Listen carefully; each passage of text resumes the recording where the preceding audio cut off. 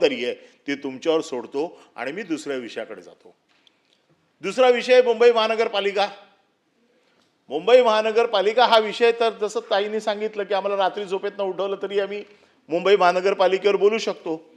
आता दररोज मी त्या दिवशी मी असं म्हटलं की 130% नालेसफाई झाली आहे, तर काय गटारं काय उलटी करून घासली? तर माझ्यावरती लगेच असं कसं बोलता तुम्ही, हे कसं बोलता? आणि आम्ही काही बोललो तरी 25 वर्ष तुम्ही होते।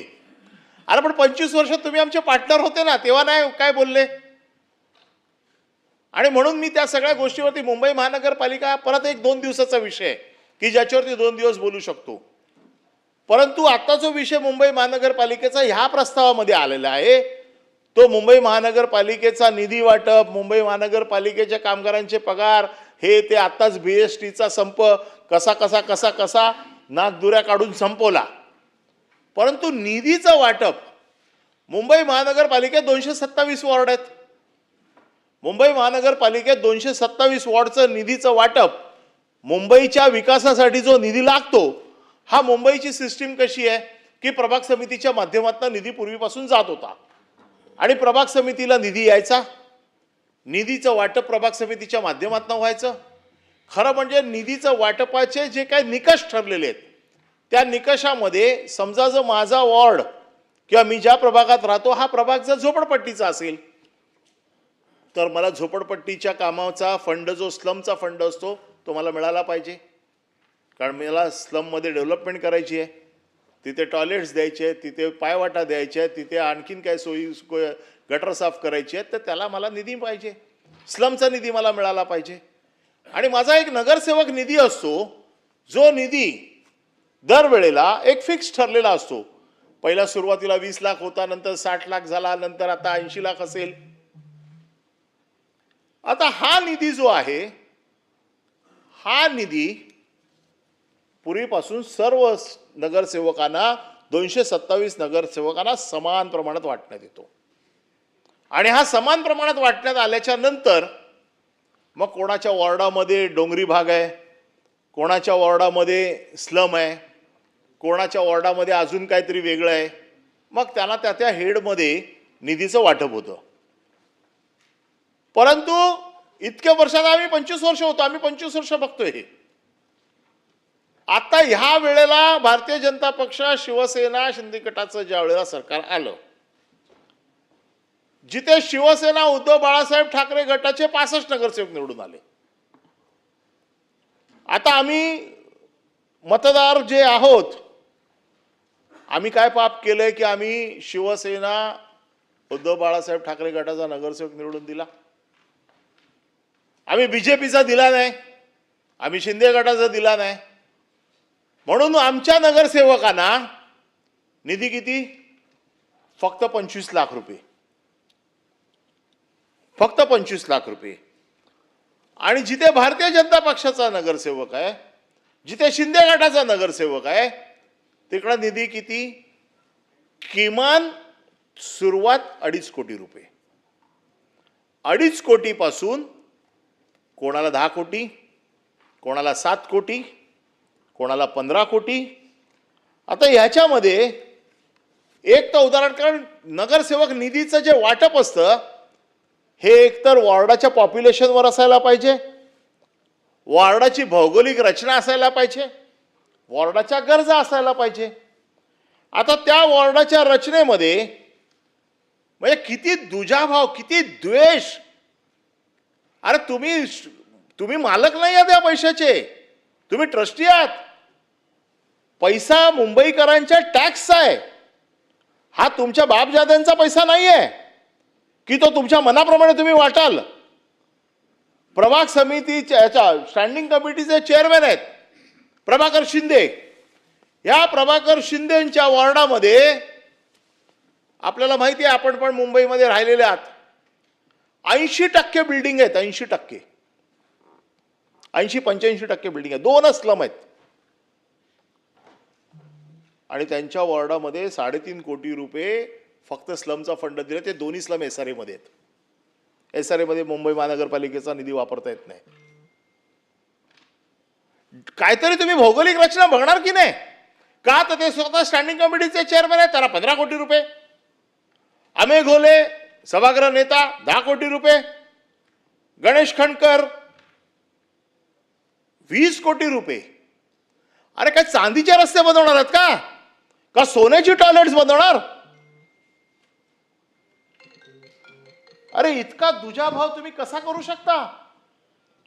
हे काय चाललंय? ठीक आहे, तुमच्याकडे सत्ता दिली आहे, सत्ता दिली आहे याचा अर्थ असा नाही ना की त्याची मनमानी. तुम्ही त्या पैशाचे बाप नाही आहात, तुम्ही त्या पैशाचे ट्रस्टी आहात. मुंबई महानगरपालिकेच्या बॅलन्स शीट वरती बोलायचं म्हटलं तर मी एक अजून दिवस बोलीन की किती FD आता काढल्या, 4000 कोटी रुपये कसे कमी झाले, कुठे गेले, भ्रष्टाचाराचं तर मी सगळंच बोलीन. आणि मग हे काय म्हणणार, 25 वर्ष तुम्ही होते. अरे 25 वर्षात तुम्ही आमच्या बाजूला बसले होते. मग हे सगळं करत असताना हे सगळे लोक, आता प्रभाकर शिंदे सांगितलं फर्निचरसाठी तुम्ही 3.5 कोटी रुपये देताय आणि एका नगरसेवकाला पूर्ण वॉर्डाचा विकास करायला तुम्ही फक्त 25 लाख रुपये देताय आणि एका नगरसेवकाला फक्त फर्निचरसाठी तुम्ही 3.5 कोटी रुपये देताय. भारतीय जनता पक्षाचा नगरसेवक असेल तर 10 कोटी रुपये, 8 कोटी रुपये, 7 कोटी रुपये. शिवसेनेच्या फक्त 3 नगरसेवकांना मुद्दामून पैसे देऊन ठेवले का? तर त्यांनी काय बोलू नये म्हणून. 227 नगरसेवकांमध्ये का अन्याय करताय तुम्ही? हे किती दुजाभाव करणार तुम्ही? अरे तुम्हाला सत्ताचा हवास होता, तुम्हाला सत्ता मिळाली, माणसं गटारात पडून मरतायत त्याच्यावरती लक्ष द्या. तिथं आता 289 आहेच, त्याच्यावरती बोलीन परत मी. परंतु ज्या पद्धतीने लोक मरतायत, मॅनहोलमध्ये महापौराच्या बाजूला उभे राहिलेला माणूस गटारात पडतोय, आज कित्येक हजार जाळ्या मॅनहोलवरती नाही आहेत, त्याच्यावरती लक्ष द्या. फक्त स्वतःच्या कार्यकर्त्याला, नगरसेवकांना पर्सेंटेज मिळाला पाहिजे, टक्केवारी मिळाला पाहिजे. मला एक गोष्ट नक्की माहिती आहे, मी देखील मुंबईत लहानाचा मोठा झालोय. एका वॉर्डाला किती खर्च लागतो मला चांगला माहिती आहे. विधानसभा निवडणुकीच्या अगोदर मुंबईचं मी बोलतोय, मी बाहेरचं आत्ता बोलत नाहीये. मुंबईच्या जिथे भारतीय जनता पक्षाचा आमदार आहे, जिथे शिंदे गटाचा आमदार आहे, तिथे 150 कोटी ते 250 कोटी नगर विकास खात्यातनं आले. आणि हे मी काय पुराव्यानिशी बोलतोय, माझ्याकडे वर्क ऑर्डर आहेत, वर्क ऑर्डर बघितलेले आहे.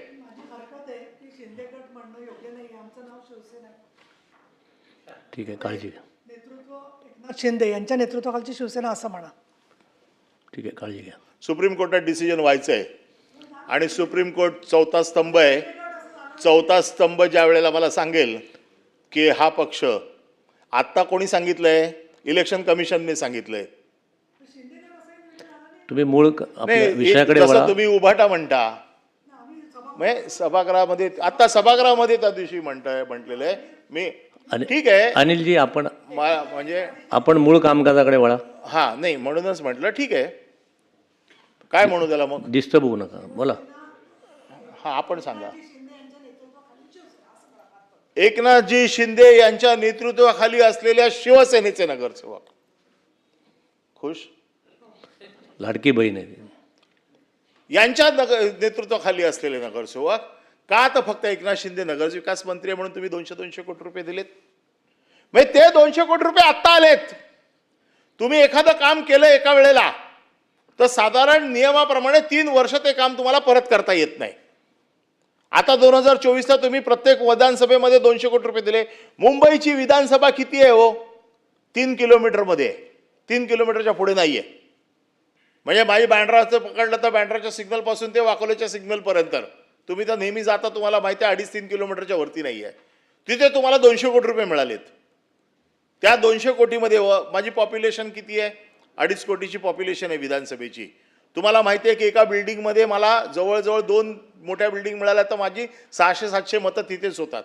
म्हणजे मला साधा जो काय भौगोलिक रचना आहे माझी, त्याच्यामध्ये मला वॉर्डात जर काम करायचं असेल तर मला 1 कोटी रुपये, 1.5 कोटी रुपये, 2 कोटी रुपये खूप झाले एका कॉर्पोरेशन वॉर्डचे.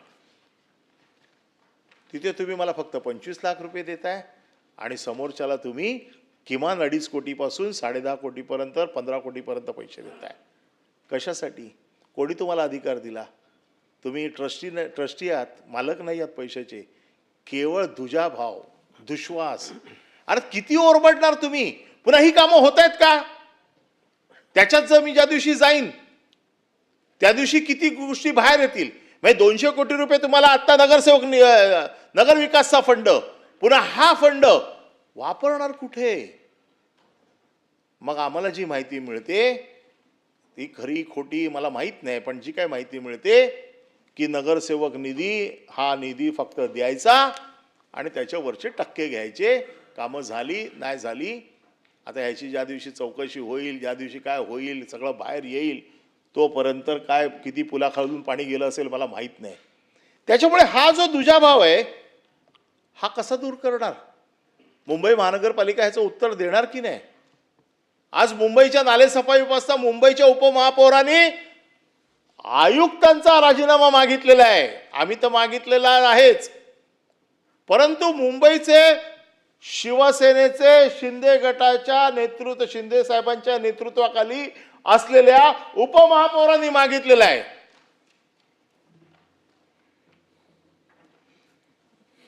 काय याला काय अर्थ आहे की नाही?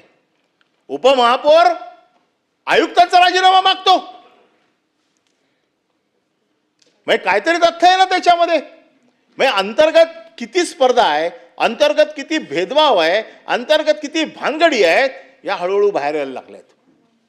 मुंबईवरती तर चर्चेवरती अजून काय ते बोलायचं ते बोलू, पण मुंबई महानगरपालिकेचा कोण दिसत नाहीये मला इकडे. तर त्याची जबाबदारी कोण घेणार, त्याचं उत्तर कोण देणार, ते उत्तर पण मला पाहिजे. याच्या बाबतीमध्ये हा दुजाभाव आमच्यावरती का? वेगवेगळ्या हेडमध्ये पैसे दिले, त्याच्यात कोर्टात काय व्हायचं ते मी आता करीन, परंतु इतका तर वाईट वागू नका.